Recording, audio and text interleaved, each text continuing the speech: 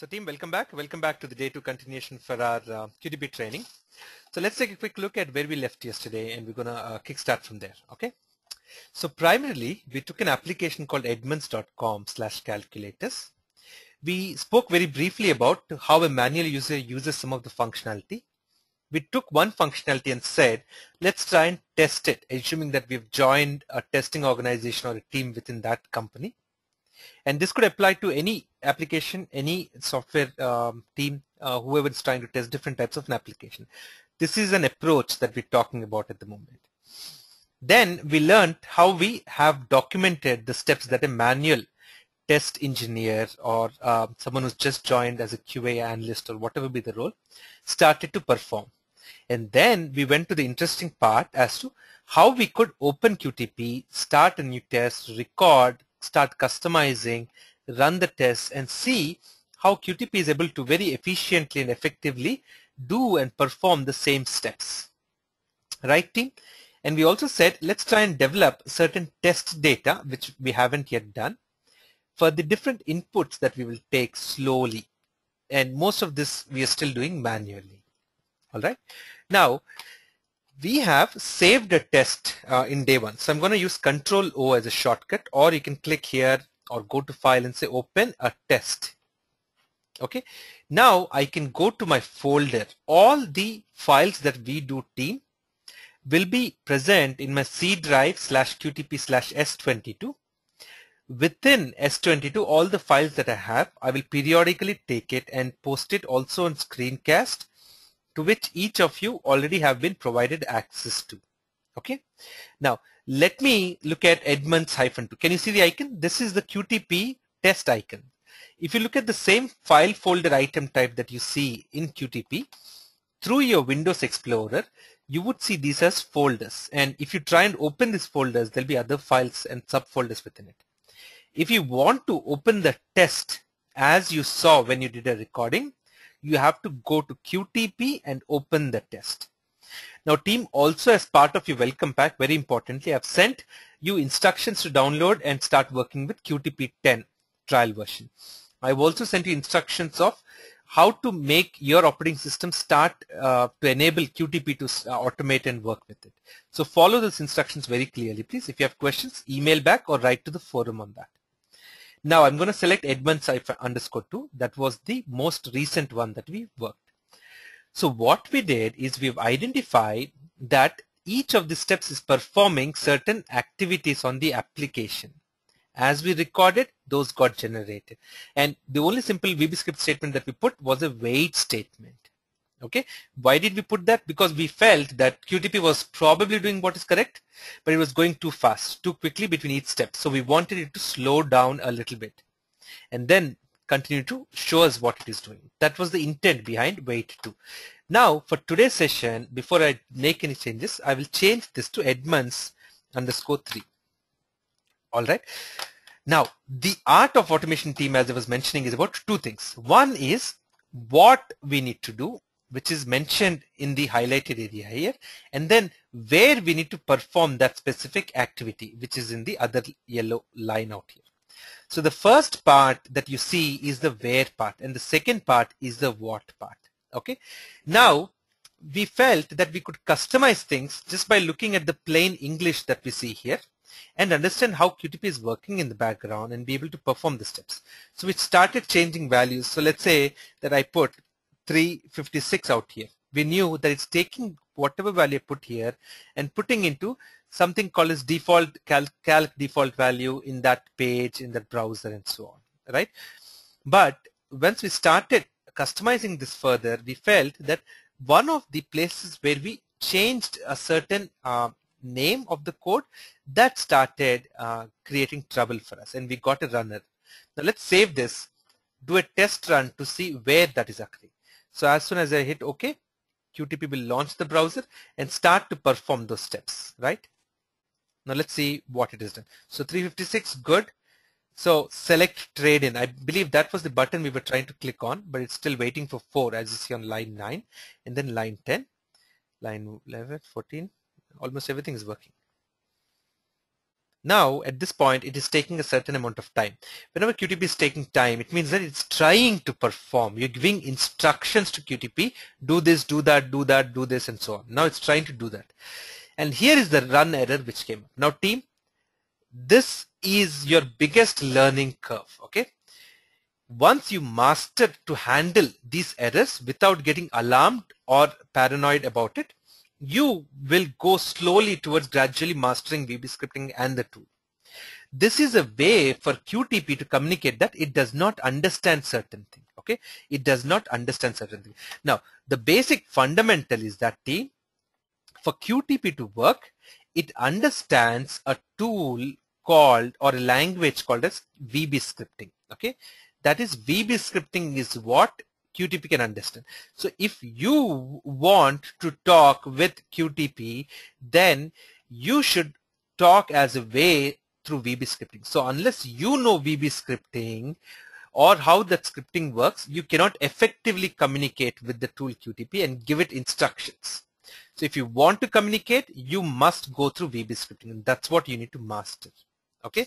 Now, these errors that come up, team, are very important. These tell you that while you're giving instructions for QTP to perform certain actions, it is unable to do so. And here is the reason why. Okay. The reason it is telling you is very important, but the approach to identifying that solution to that is also extremely important. Okay. Never ever jump to solutions until you get your foundation, fundamentals, and experience laid correctly. Okay, go in a systematic manner of how we can identify the problem. Okay, number one, what is the problem? Number two, where is it occurring? Number three, what could be causing it? Number four is, let's evaluate a solution and see if it works. Number five is basically, if it doesn't work, repeat the same steps again. So it is a constant trial and error methods, and those number of trial and errors, the faster you're able to reach there, is all based on how much you practice on the tool. Practice is essential, team. If you do not practice, just watch everything, your theoretical knowledge will be remaining there. That's it. Okay. Now, what the problem is mentioned here to you. It says that specific thing, something, something, we will come to it. Then where it is occurring, it is also telling you which line. Then you got to identify what is probably causing it and what could be a solution that will fix it. Okay.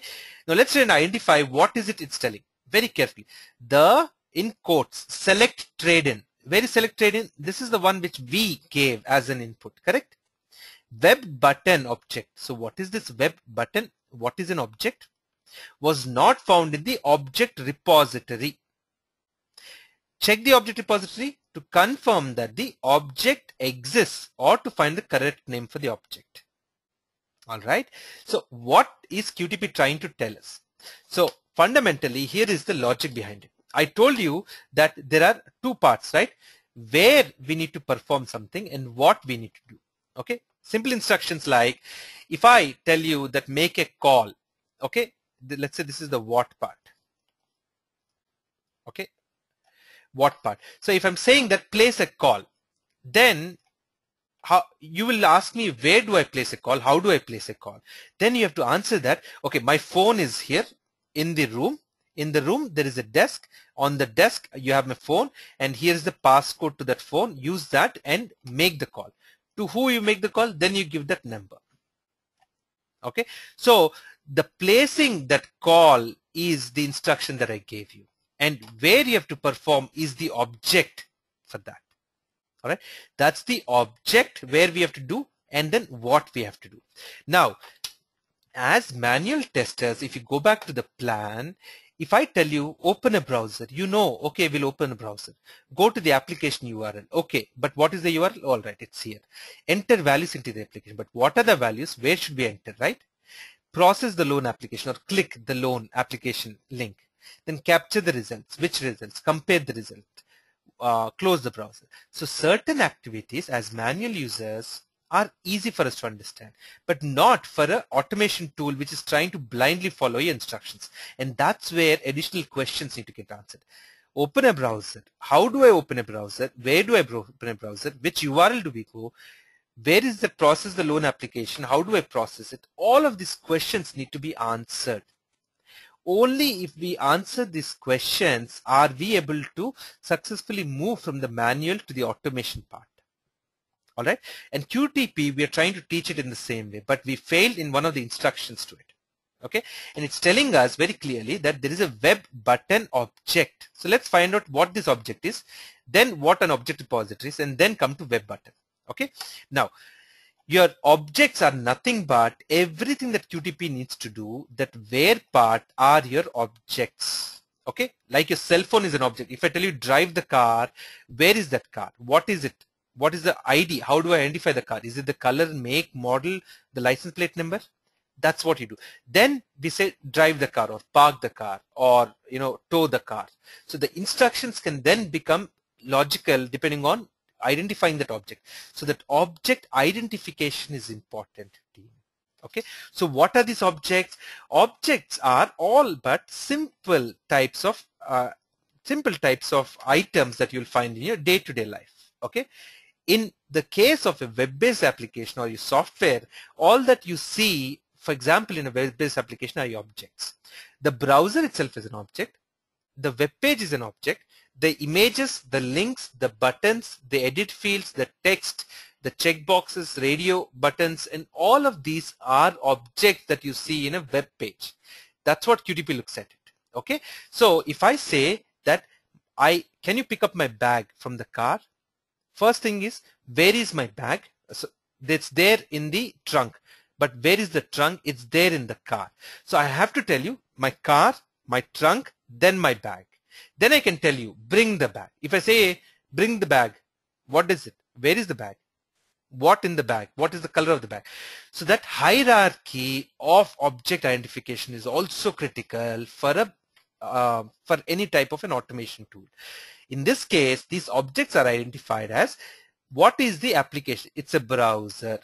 Okay, browser, fair enough. In that there is a page. Okay, in that there is a link, or in that there is a text, or in that there is a button, or in that there is a edit field. Okay, so I have to say there is a browser, there is a page, there is a link, or what else? Or there is a table, or there is an image. That is the code that you see when you see browser something, dot page something, dot web edit or web button something. That's your code that you see in QTP team. All right. The other part of this is fair enough. So when you record something, QTP automatically identifies and studies there is this browser. Let's now identify and study that. Then it will say, okay, let's identify page. Let's identify a link. While it studies that, it has to store something. Store what? What is this something? Something is the identifications, the names that we can use to identify this. For example, you go to parking lot. How can you tell to me that about my car that is there? You have to say which floor that car is, right? I have to tell what is the make of the car, the model, or if I give you the license plate number, you'll still take time, but you'll be able to definitely identify the car. Or worst case, your car, let's say it's destroyed and you have to use a VIN number somewhere to identify because there's no license plate, there's no recognition of the car. So identification properties are important. How do we ID that specific object? For example, your mobile. I can ID your mobile by, I don't know, MTIN number or something like that. Or let's say identifying you itself, a social security number, a phone number, or an email address. Good to identify you, right? So while QTP studies these objects, it stores the details about those identifications in a specific place. Where can it store the object identifications? That's the place called as object repository. It cannot remember everything and keep it somewhere, right? Unless it stores it somewhere, it cannot recover that information and work with it. And that information is stored in object repository. When we record something, those things get recorded and they get stored in object repository. Okay, so let me show you now where that object repository is and then come to the portion of this error. Okay, the select trade-in, the type of object is web button. Now it is saying there is a type of the object. I said browser. Browser is a type of an object. But within a browser, there is another object called a page. Within that page, there is another object called a web edit. These browser or page or web edit or web button or link, they are all nothing but types of objects, the class to which that object belongs to. Okay, am I talking about a car? Yes, within the car I can say there is a seat. In the driver's seat you have a dashboard. In the dashboard there is a odometer and so on. I can't tell that there's an odometer in my cell phone, correct? I cannot. Or I cannot tell that there is an odometer in my house. No, it's in the car. So that order, classification of which class they belong is very important for QTP to be able to identify that object. Now, it says this name web button object was not found in the object repository. So what does it mean? Let's click on stop at this point. And it's also telling the line. The line is where we made our mistake. When we did a record, if you go and click on this icon, which is a colored stack of objects, or you go to resources and click on this first one, it's called object repository. Fundamentally, the most important aspect of this automation tool team. Okay, it's a very simple but extremely powerful concept. The concept is when we do a record, there are three things that happen. Okay, actually, okay, whatever. I'm not counting, but let me tell you the number of things. What QTP does is it immediately identifies that I'm performing certain activity someplace on the application. It will take that information and store it in the object repository and generate that code. That is what QTP is trying to do. All right. All that it does on the application, the flow and what part is all put in the script. The where part is loaded here in the object repository. So when QTP sees that, okay, the instruction now is browser, it comes to the object repository and searches where is the browser, auto calculators are out here. So let's say you go here and just try and, okay, let's say you right click on this and say rename and say, okay, why auto calculators? I'll say this is a browser IE. As soon as you change this name, you will see everything changes here. See? What was auto calculators or whatever now became IE. This script and this repository are linked with each other. They're combined, they're together, they work as a team. Now, if I go to auto calculators, let's say that this is my page 1. Do you see this icon? This is the icon to represent a browser. This icon is representing a page. And you will see there is a name to it and there is a class. I'm not coming to what is out here team, okay? This section will come to it. But there is a name to it and there's a page. When I clicked on IE, I could have changed here also. When I click on auto calculators, let's say this is auto or calc page 1. As soon as I move out of here, now see wherever I use the calc page 1, it changed. But wherever calculator, how much car is there, that didn't change. Do you see that? So now I can go and say calc page 2. And that changes. So you can decide the name that QTP automatically gives to an object. We'll come to these logical names, but basically it gives a name and it identifies those by the properties. Now, when it says browser IE, where will it go? It will go here. It will say, which is this a browser? Yes. Is this name IE? Yes. Now what it will do? Okay, within that there is a page with the name calc page 1. Okay, within that is this a page? Yes. Is this calc page 1? Great. Within that there is a web edit where click on this plus, it will expand. Now, this icon out here is a web button. The embossed thing and the beveled thing with that indigo kind of a color is an icon. This fluorescent green with ABC in it is a web edit. Okay, this is a web button icon and this is a web edit icon. How do you know? You now know it. How will you master? Do it a few times, you'll master. That's the way to do it, Tim. That's it. There's no other solution to it. Practically, I don't want to show you all the list of objects and say these are the objects. Explore them. Try and practice on them. That's the only way. Let's take everything non-theoretical basis. Now, this is a web edit field. Can I change the name of this also? Okay. What is this? Actually, if you look at in the application, if you go back to the main page, you will see that that is what can I afford, right? So my monthly payment is here. So if I change this to payment, just a name, what will happen? It should change here also. There you go. Okay. Go. That is the button. See? Now, once it comes here, browser IE, okay, page calc page 1, okay, web button go. Now, how does it know that this is the go button? Why not this and so on? That's where QTP stores the information, the identification information out here, which we will be coming to at length when we get to descriptive programming team. But for now, the way it does is browser IE. Good, where is it? Out here. Page calc page 1. Okay, where is it? Out here. Web button, go. Is this go? Yes. But is this web button? Yes. See, this is a web button. Great. Now I'll take these properties, using them, identify which is that object on the application. Then what to do? What? Click.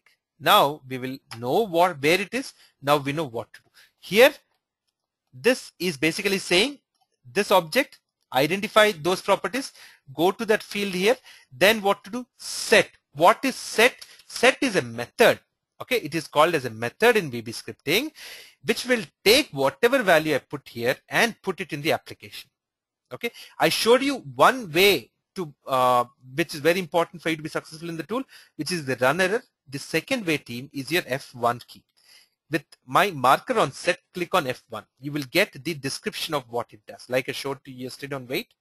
Set the text inside the edit box. That's your set method. Click is click a button. So this is web edit. Okay, set. Web button, click. Web list. Why web list select? Because web list is like a drop down list. It's a different type of an object. I cannot go and select an item from a web list here, from a web edit field, basically, right? You have to enter something. You cannot go and select something from a web button. You have to click on it. Depending on the type of object, you can perform them. Okay, let's say in your car, the car door you can open, steering you can turn. You cannot open the steering or turn the door, right? That combination of the type of object and the activity performed is what makes this whole thing work. All right, team. Now, having said this, what is the problem here? Let's go back and rerun this. These wait statements are too annoying, right? They take too long to run, or we don't know how long they'll wait. Why did I use wait? Because it was going too fast. Do I have an alternate option? Yes. Delete these wait statements. Forget about all these wait statements. And we will do something called as a debug run. What is this debug run, team?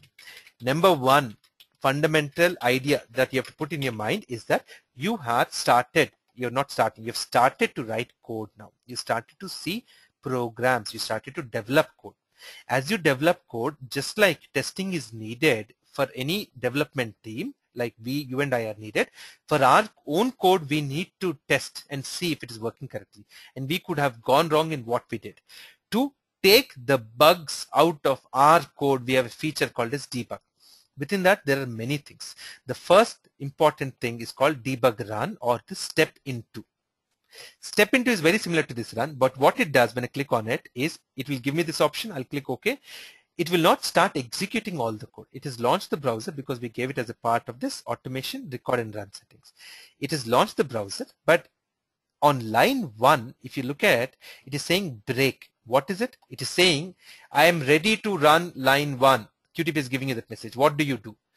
You can say run, it will continue to execute everything. You can click on this debug step into icon or F11 keyboard shortcut, and it will execute that step and wait for the next. So this way I'm able to see what is happening, what is it doing. And if you open the object repository, QTP will actually going through identifying object and performing those steps. So that way it is going in, performing, going in, changing things, doing all of those activities. And here is where we got the error. Select trade in. Why did I do a debug? At this point, I know something went wrong. But what went wrong? Let's see. It is saying, now probably this will start to make a little more easier thing. This object repository is a collection of all the objects that QTP has learned when it recorded, and it put those out here. The names of those objects, the type of those objects, and the identification, so that when we use or call that object in VBScript, it can know where it has to perform a certain method. Okay, it's saying the select trade in web button object was not found in the object repository. Where? Line 10, browser IE, got it. Page calc page 2, got it. Web button select trade in. Let me see the web button. I have calculate, I have update zip code. Why I know only these two are web buttons? Because of the icon that I see. But where is the web button with the name select trade in? Is this select trade in? No. Is this select trade in? No. Why didn't this get added to the repository? Because we didn't record on that. I just went and changed or wrote a new line of code saying, let's click on select trading. The name that you put in here has to be in the object repository. What it's telling is that that is missing in the object repository. Check the object repository to confirm that the object exists. No, it does not exist. Or to find the correct name of the object.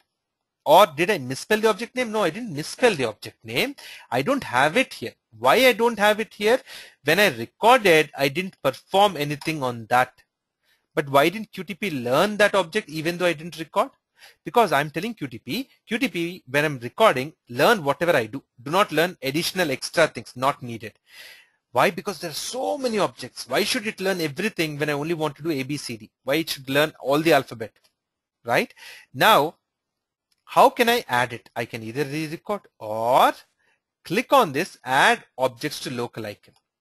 What this would do, team, is it will give me an option to go and add any specific object if it is missing from my collection. So let's say as soon as you click on add objects to local, you will see an icon. Your mouse pointer will change from a normal arrow to a hand, which you may not see in this go to training, but you will see icons happening when you do the practice, and then go and click on that object, select trade in. Okay, now I see there's a web button, select trade in. Under that there is a web element. Why, where web element, how is it there under that? Don't worry about it right now. It is basically going right click, going to the code. If I right click and go to view source, this is what QTP is doing. It is identifying where is this object, and it is looking at all the tags, navigating to the code and getting that information. It is not looking at the display on this application. It's looking at the code behind it to identify it. Okay, now you can select web button or you can say web element. Let's select the web button that we're looking at, okay, and say okay. Now what it has done, it has added the select trade in. You have to make sure if this is the correct name, yes or not.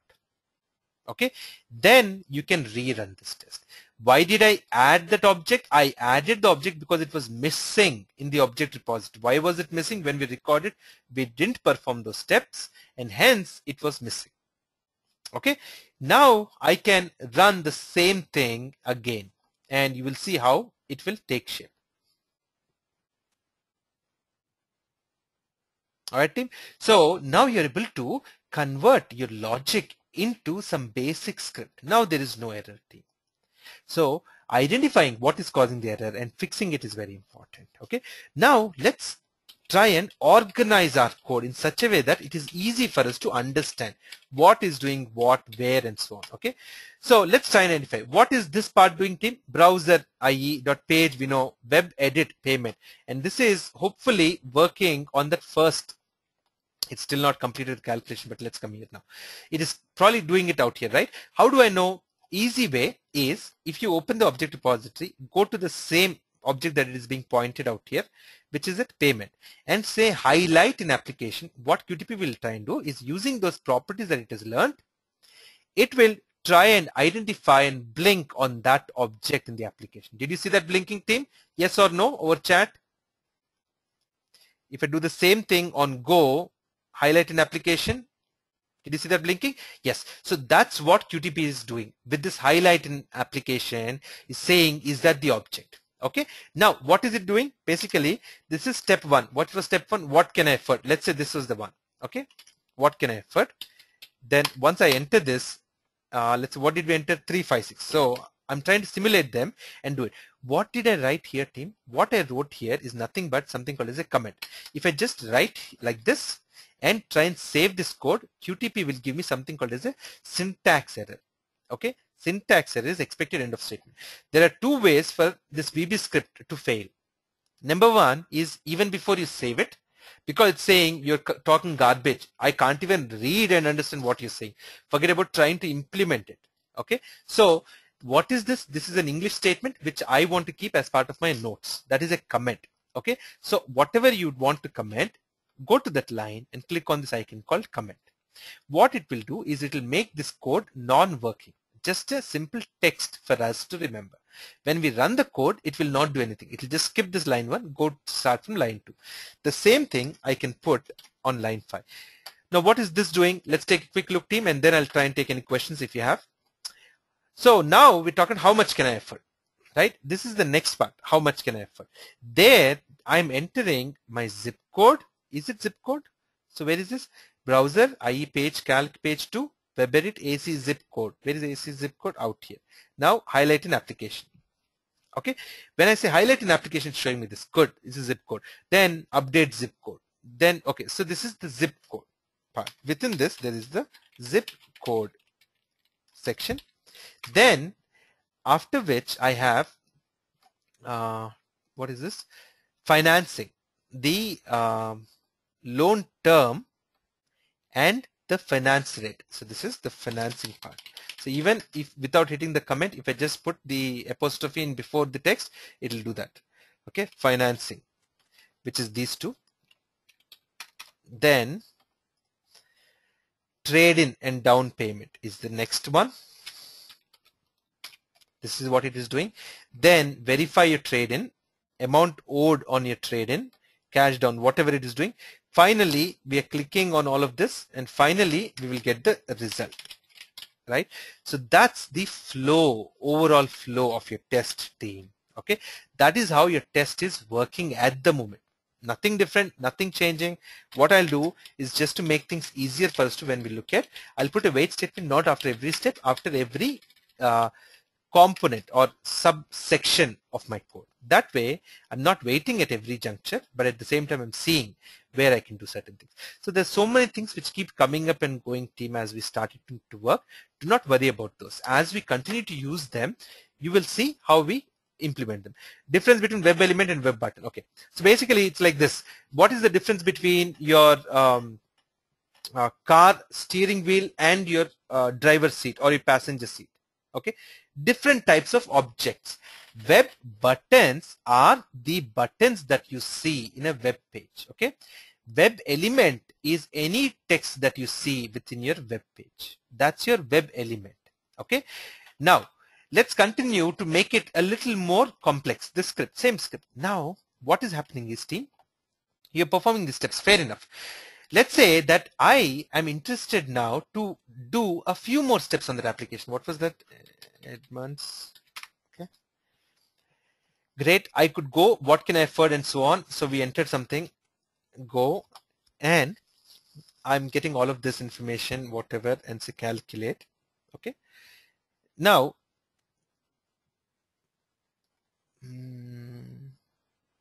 what can I add?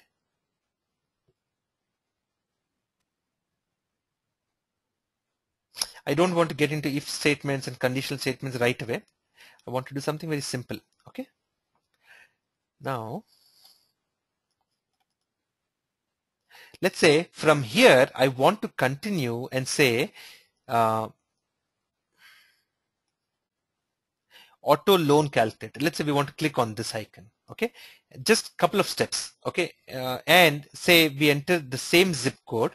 Okay, 91367, and we enter a vehicle sales price, and we enter some information here and put it. Okay, so how can I add a new set of test scenario or automation scenario, forget about testing, into this process?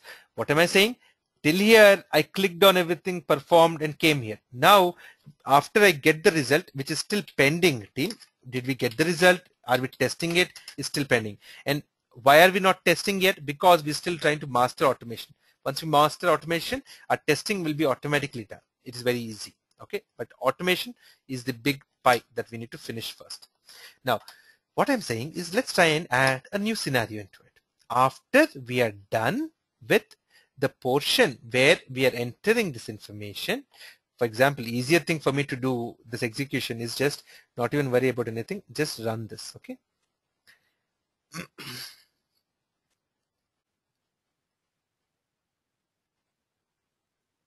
So I'm taking this information, it is performing those steps, and once it is done with those steps, I want to add a few more new things. Okay. Where is that auto loan calculator? Wherever is, there you go. So I want to add few more steps. How will I add new steps, team? What is the process for me to add new steps? I can go like mentioned here, open a new test and do it, or on the same test, I can continue to record. But the correct way to do things is, team, number one, where part. Okay. That is, add the objects to the repository. That's the first step. Number two, okay, what name the objects. Okay, that's my next step. Number three, what to do. Your basic VB scripting will start to come here. Okay. Then let's see what next. Okay, I'm not even putting, it's not a part of the theory or something that I come prepared with, just the steps that we need to perform. So to do the where part, I can either do record or I can add the objects. When I do a record, team, it will automatically add the objects, it will name the objects, and it will tell me what to do. But I want to do it myself. Why? There is a very, very important reason. I will learn VB scripting. I will have the power to automate the way I want. So the first thing is the objects that I want, I'm going to add to the repository. To do that, open my object repository. Okay, keep it here. Keep your application to one side. Actually, minimize everything. Minimize all the windows. Bring up QTP. Bring up the application. Click on the add objects. Don't worry about where you are right now. Add objects and then click on the object. I want the link so that what can I do on it? I can click. So the name that QTP automatically is giving is that to the browser is browser blah blah blah, page blah blah blah, then link whatever. This is called as a logical name, team. Okay, it's called as a logical name that QTP is automatically assigning it when we are adding objects. We can then change it depending on our comfort level. And it's always a good idea to customize it so that it is easy to understand. Okay, say OK. Now, where did it add that? Did it create a new browser? No. Did it create a new page? No. Same browser, calc page 2, because we retained the page, it added there. And the name is auto link loan calculator. And do you see this? The class is a link. This is a button. This is an edit. This is a list. Now you're learning a new object depending on the icon. The properties used to identify it, all those are also different. This area, grayed out, don't worry, we have not yet come there. Okay. Now I added the object to the repository. What I can do then is I can write the code. Okay. So this is the process. Now what is my steps? Is click on, what is the name? Let me copy it from here, easier, right? Click on auto loan calculator. Now I want to say what to do. What is the name of the object? Can we write code just like this? Yes, absolutely. And that is what we need to do. Browser. As soon as I write browser and open brackets, it automatically wrote IE. Why? Because it saw that there is only one object with the name IE of type browser. The name of the the class of the object and the name for it. This is the name of the object. This is the class. Now, what is this? Calc page 2. Dot. As soon as I hit dot, you will see different types, different kind of a drop down getting generated. This is nothing but what you could do further with it, this browser. The brick, the greenish brick kind of a thing with a motion sign are the methods that you can perform. You can go back on a browser, you can close a browser, you can go forward, you can do full screen, different things that you could perform, and these are the instructions. Then there's something called as a property card, properties, which will come to slowly. It's more like an information. Yes, no, phone number, email, kind of a thing, some information. And then there is a stack of things out here. That's your child object or an object within that object. Okay, nothing to be confused. Very simple. 2-3 times working on this, you will get there. Okay. Now, what do I want? Calc page 2. What is it of type? Page. So click on page. Open brackets again. Now it is telling me, giving me 2 options. Why is it giving me 2 options? The browser it gave me only 1 because there's only one browser that's name is IE. Here there are 2 pages. One is calc page 1, calc page 2. Where do I want to go? I want to go to calc page 2.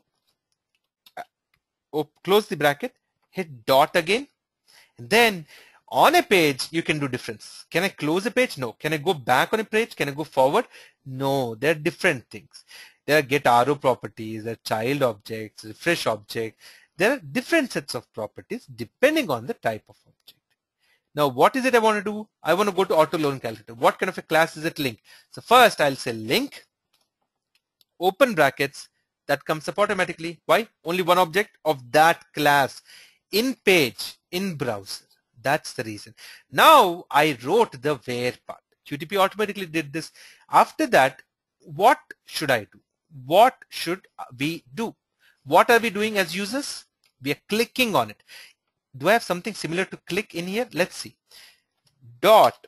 Now on a link which is inside a page, which is inside a browser, what can I do?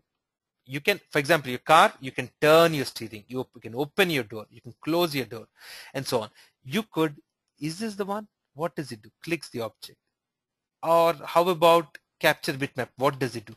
Every method that you select, team, you will see the definition of what it can do to the right side displayed for it. All right.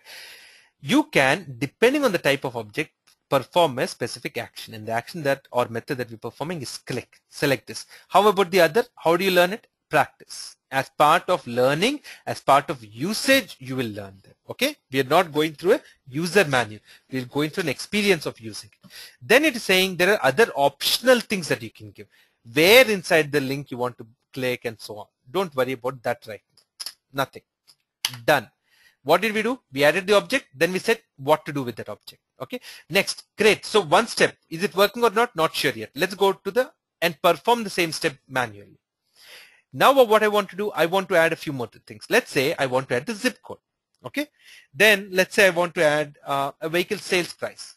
And let's say I want to add something else here and click on calculate. Just 2 or 3 objects and click. So what are the objects I want to add? I want to add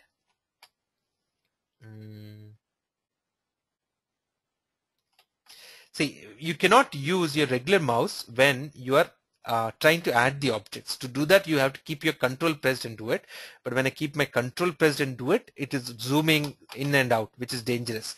Also, team, when you're automating, recording, or when you're running, make sure that your zoom level is set to 100%. Because your zoom, if it is not set to 100%, you'll be pointing to something else on the application. QTP will be looking at something else. For both of QTP and you to look at the same things, zoom should always be 100%. Either when you're recording or when you're doing a run. Now add the objects. I want to add the zip code again. So again, it's giving me a browser name. Again, it's giving me a page and saying web edit something. So click on it. Now it is same browser, but it has opened a new page. Why? Calc page 1? No. Calc page 2? No. It said a new page. Why did it go to a new page? Because we also navigated to a new page. That's why it's able to move along with this. Actually, it doesn't even matter. You'll know later that there's no properties here for the page. So it doesn't matter in which page your objects are loaded, but that's nothing important for us to know. But see, look at the name of this. It's so dirty for us to BLOC zip code. Where is it coming from? Where is it taking these names? It is taking from some property name in the code. So if I take this name, team, Control C, go to that HTML code, irrespective of what kind of a crap is already written, which is not botheration, just search for this, I will find that.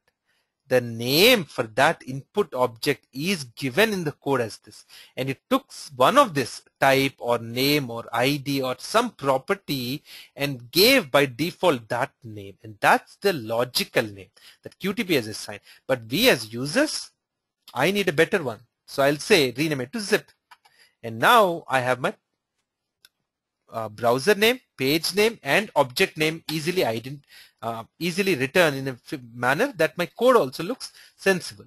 Now let's say that I want to enter a vehicle sales price. So what? Add objects to local, click on that object and add it. Add it in the same thing. I'll say this is sale price. Sale underscore price. All right, done. Now one more object, let's say cash down payment.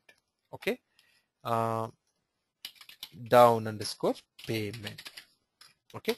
Finally, I want to, let's say, click on the calculate button. See, it's all about experimenting, trying to do something different, trying to do something. Web button, web element. Why web button? Why web element? Again, the same process. If I go right click here and click on, let's say, calculate. Okay. There you go. The reason it picked up web button is because it saw this. It saw that there is a button web type. Team, is it important for you to know in and out of this HTML? No. Do I know in and out of this HTML code? No. But I know the basics of HTML, and you should also know the basics of HTML. Very important to learn the basics, and to that I recommend the very popular w3schools.com. It's a very neat, simple tutorials, nothing complicated. Just go there and click on Learn HTML. Walk through these tutorials very briefly, get an idea. What is this HTML? What is this body? As a software engineer, everyone must have a basic idea of HTML. That's the minimum. Basic knowledge, okay?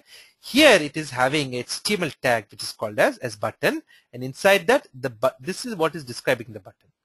But inside that, there is another code called span, which is basically highlighting a web element where you can give a text and then calculate. That is the reason it is saying that there is a web element within that web button. That is why it's coming up. Not interested in web element, I just want the web button, select that, say okay. But that gets added. Do I need to change the name? No. Already sensible enough, right? That name is no different. So which is good. Alright team, so almost 8 minutes down to the end of the class, but I want to write that piece of code. Now I want to say browser IE, which page are we on? Dot page, now calc page 3 dot link. Why, as soon as I write dot, why can't I say link here, team? Anyone? Why can't I say link here? It's a page, I should be having links in it.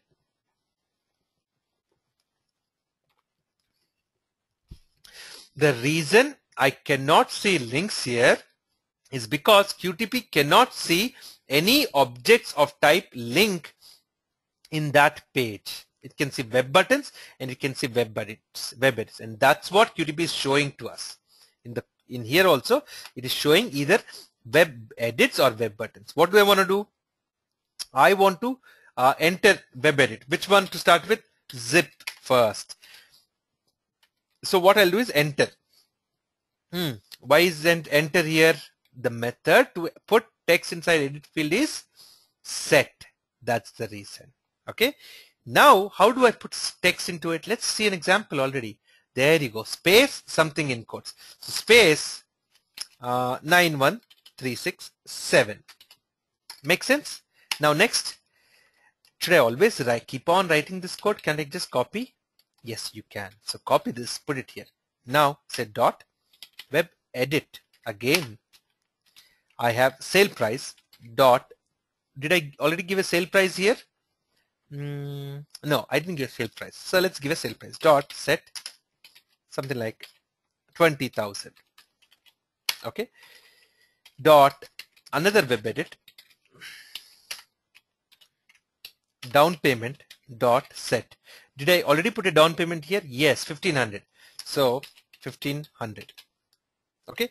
Finally, dot web button calculate dot click. Now we have added the steps for the next step, next part of the testing that we eventually want to do. Okay. Great. But what if I want to test for something new? 91367 is done. Now I want to test for 10001. Let's assume this is my zip code, and I've got little richer and I have, let's say, $2,500 as my down payment. Okay. So I changed the zip code here. That means my zip code should also get changed here, right? Automatically. Okay. So no way, I have to go and change it myself. And even here I have to change, right? Now what will happen, team, is when I have parameters, depending on what values I put in them, my test changes. Those I can put them in places called as variables. They are basically as simple as put value in one place. Oops, what happened to my typing? Use them in many places. What does that mean? If I say, how will I say variables? Let's put some abbreviation so it is easy for me to recognize that when I see so much text that these are variables. I'll say they start with V. Variable zip. equals, if I say 91367, then I can replace all these things in the quotes with this thing that I defined called vzip. And I can use the same thing repeatedly in different places. How about here? I said the down payment is 2500. So I'll say V down.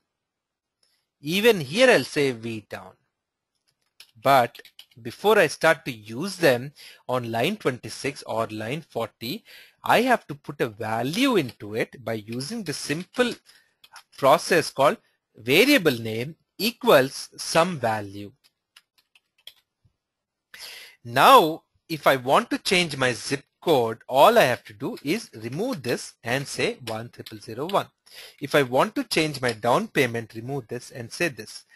When we run our test team, you will see that these values are taken and replaced wherever we want. Let's test that code to see if it works that way. Okay. Note team, I'm introducing you to variables. We will use from the day 2 which we started till the day end. So you'll master them slowly. We will get to the speed on the class as we prolong. But right now your fundamental foundations are very important. I'm not interested in speed. I'm interested in laying the foundation. If I do run, everything will run very quickly, right? How about we do debug so that I can see how it is running and how it is going. All right. So where is it? Line 3. What am I trying to do? Take a value on the right side and put it into a variable name on the left side. I'm going to go deeper into variables tomorrow, team. But I'm giving you a basic idea about what variables are. Vzip, take the value, put it there. V down, taking the value. Now, can I use it? Interested. When I come to line 13, before I execute line 13, is line 13 executed? No. Yellow arrow is showing that not yet executed, but ready for execution. Now, what I expect to see here, team, I expect to see 10001 getting entered here. Okay, let's see if it does that. Did you see that? So it took the value in the name variable name vzip and put there. Now it will continue to perform the steps and move forward. How about my V down similarly? Let's see, will it take 26 or 2700 and put it here? There you go, it did. Okay, and now it'll click on calculate and we're waiting for 2 seconds. Now, what is my next step, team? After we wait for 2 seconds, I want to click on the auto loan calculator. This is the new code that we generated. Now we are eager to see if it will work. So step into, run that. Did it click on it? Yes, there you go. Now, will it enter 10001 again? It should enter. It should take the same value and enter it. Let's see if it does. Yes, it did. Sale price, where is it? Out here. Will it enter 20,000? Yes. And now set V down here.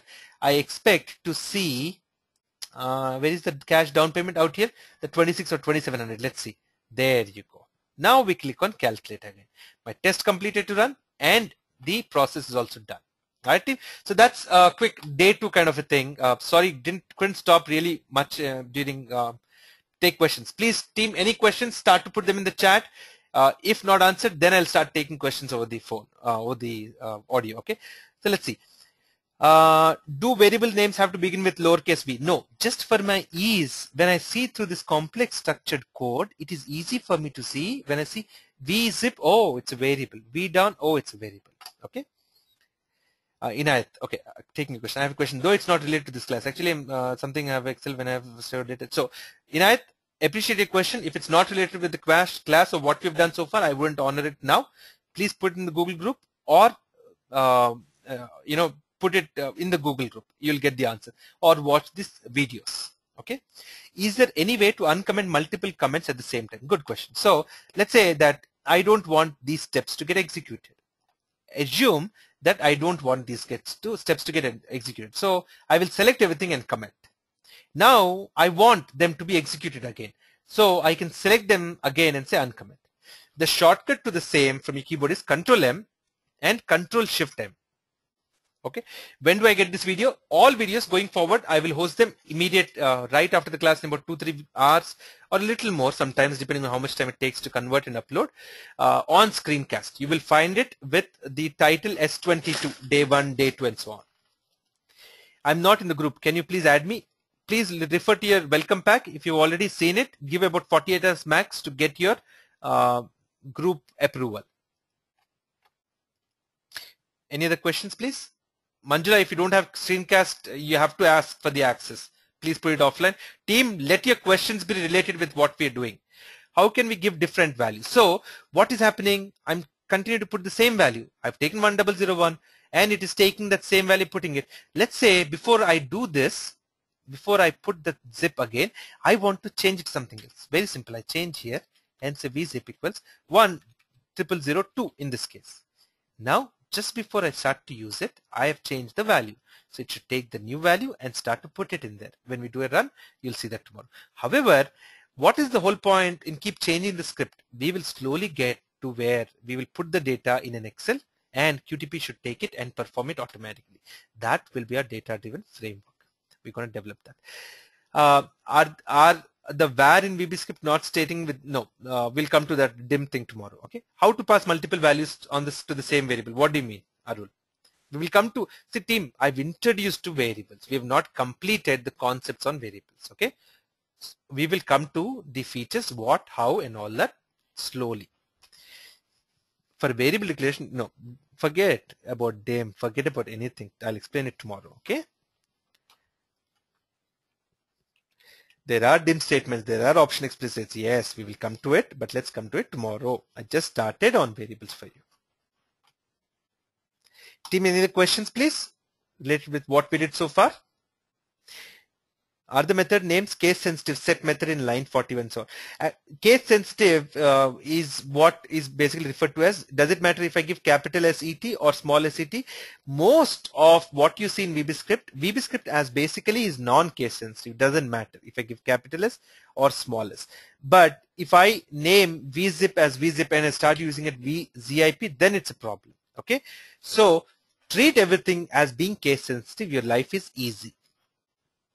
Okay, some of them are not, some of them are. I would go about thinking that everything is case sensitive and try and go about that from a practical and good usage perspective. Even browser, for example, it doesn't matter if I give small b, it doesn't matter. But it is good to maintain a specific standard to it. All right, team, that's it from my side for today. We'll see you tomorrow then. We'll continue from where we left off. All right. All right, everyone, take care then. Bye for now. We'll see you tomorrow. Bye, everyone.